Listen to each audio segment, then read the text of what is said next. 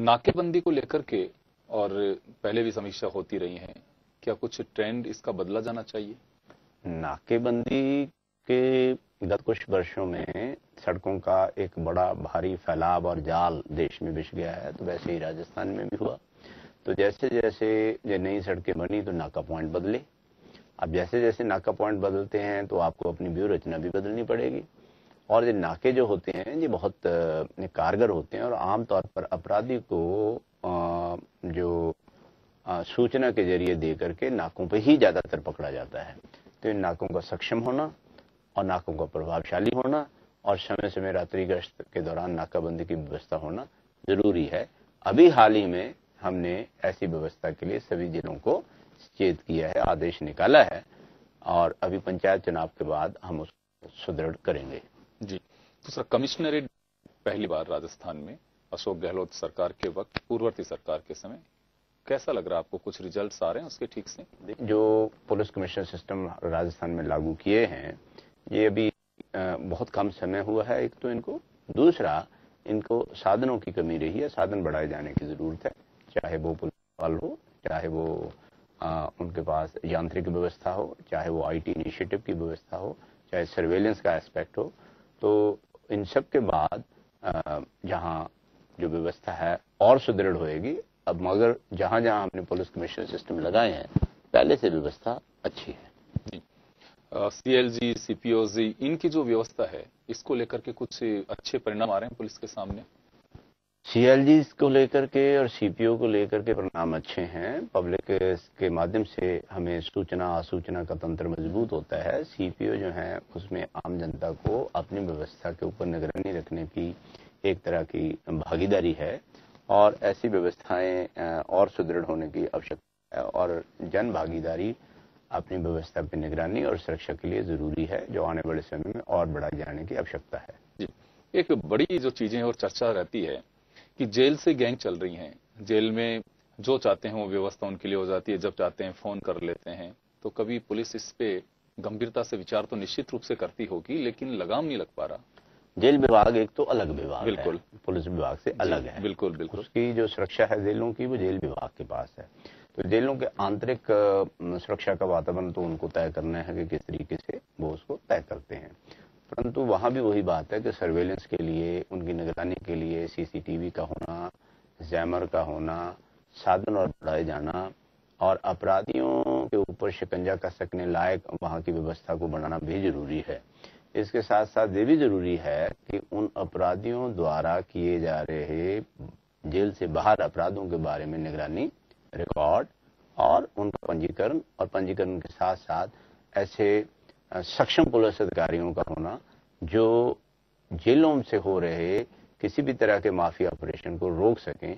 ये कार्रवाइयों की आवश्यकता है।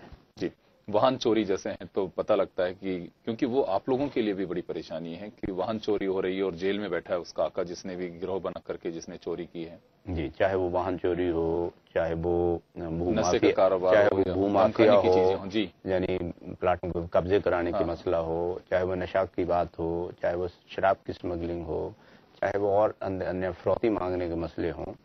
तो की तरह का अपराध जेल में बैठे हुए लोग आमतौर पे घटित करने की कोशिश करते हैं। ये चैलेंज अभी राजस्थान में बड़ा है, मगर हम राजस्थान की पुलिस इसके प्रति सचेत है। क्या आप ऐसा महसूस करते हैं कि चुनाव बाद में या फिर आने वाले वक्त में पुलिस में ये बदलाव आवश्यक है?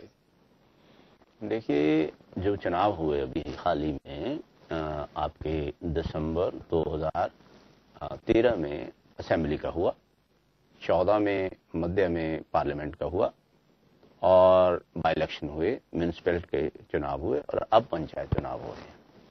ये सभी जो मेगा बंदोबस्त हैं जो मेरी देखरेख में हुए, क्योंकि ये मेरा ही सब्जेक्ट है, मेरा जो सेक्शन है। तो मैंने ये मानक प्रस्तुत किया राजस्थान के अंदर कि चुनाव निर्भय, निष्पक्ष, बिना बाहुबल और धनबल के हो सके, ऐसा एक नजीर पेश की और मैं इसमें कामयाब रहा। इसमें खूबी की बात यह है कि जब ये असेंबली के चुनाव हुए हमारे विधानसभा के, तो एक दूसरी पार्टी का राज्य था। बस उस चुनाव के बाद दूसरी पार्टी जो मौजूदा सरकार है ये आए, तो पहले वालों ने को कोई एलिगेशन लगाने का मौका नहीं मिला और ये जो आए ना उनको मौका मिला। पार्लियामेंट चुनाव हुए तो भी दोनों ने कोई एलिगेशन नहीं लगाया। म्यूनिसिपल चुनाव हुए तो भी हमारे व्यवस्था के ऊपर किसी ने उंगली नहीं उठाई। और अभी मैं पंचायत चुनाव कर रहा हूं, ये भी निष्पक्षता से करा रहे हैं। तो ये मानक जो हमने प्रस्तुत किया है, तो इसका विश्वास हमने लोगों से हासिल किया है। इर्रिस्पेक्टिव ऑफ पार्टीज हमारी कोशिश है कि निष्पक्ष वातावरण में आमजन समारोह पूर्वक खुशी से अपनी सरकारें अपने मन से अपने मत का प्रयोग करके चुन सकें, ऐसा वातावरण दिया है और आगे ऐसा ही रखेंगे। जी, पुलिस को जो सुविधाएं मिलनी चाहिए वो प्लस नफरी दोनों काफी लंबे समय से जूझ रहे हैं। मुझे लगता है कि आप भी जब पुलिस कप्तान रहे होंगे इन चीजों को फेस किया होगा। अब तो ये बढ़ती जा रही है। देखिए, मैं जो समझता हूं कि जो साधनों के अभाव का जो मसला है जो निरंतर बना ही रहता है और जब तक साधन मिलते हैं तो आपकी आवश्यकताएं और बढ़ जाती हैं। कुछ समाज के अंदर बदलाव आ जाते हैं, कुछ जनसंख्या बढ़ जाती है, कुछ अपराध बढ़ जाते हैं, कुछ बहुत सारे सामाजिक और आर्थिक पहलू ऐसे हैं जो इसको प्रभावित करते हैं।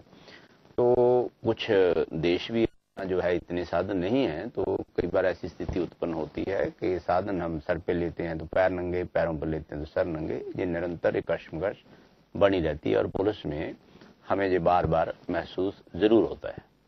जी, एक आखिरी सवाल है मेरा कि पुलिस पे दबाव कितना होता है, चाहे पॉलिटिकल प्रेशर हो या दूसरे प्रेशर्स हो?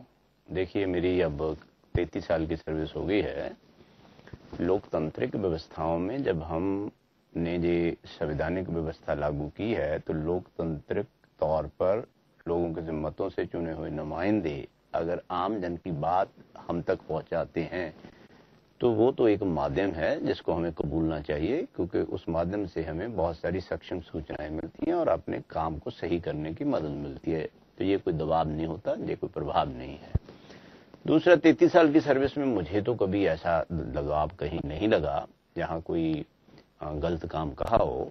और फिर आज लोकतांत्रिक व्यवस्था इतनी मजबूत हो गई है कि परस्पर पार्टियां एक दूसरे पर निगरानी रखती हैं, इलेक्ट्रॉनिक और प्रिंट मीडिया है वो निगरानी रखता है, हमारी अदालतें हैं वो निगरानी रखते हैं और हम लोग भी हमारे संविधान और कानून के प्रति कटिबद्ध लोग हैं। तो हम ही अपने ऊपर एक तरह की निगरानी स्वयं भी रखते हैं। जी, बहुत बहुत शुक्रिया सर, आपने पूरी जो चीजें थी और वाकई जिन चीजों में बदलाव होना चाहिए वो भी आपने बताया। और निश्चित रूप से चाहे साइबर क्राइम में हो चाहे दूसरी चीजें, पुलिस के सामने आज भी चुनौती बनी हुई है और चुनौती हैं, जैसे जैसे जमाना बदलता है नई चुनौतियां सामने आती हैं, ये कटु सत्य भी है। और आप हमारे दर्शकों से इतने खुलकर के कई मुद्दों पर जो चर्चा की उसके लिए बहुत बहुत शुक्रिया। और एक मुलाकात में बस इतना ही, दीजिए इजाजत, नमस्कार।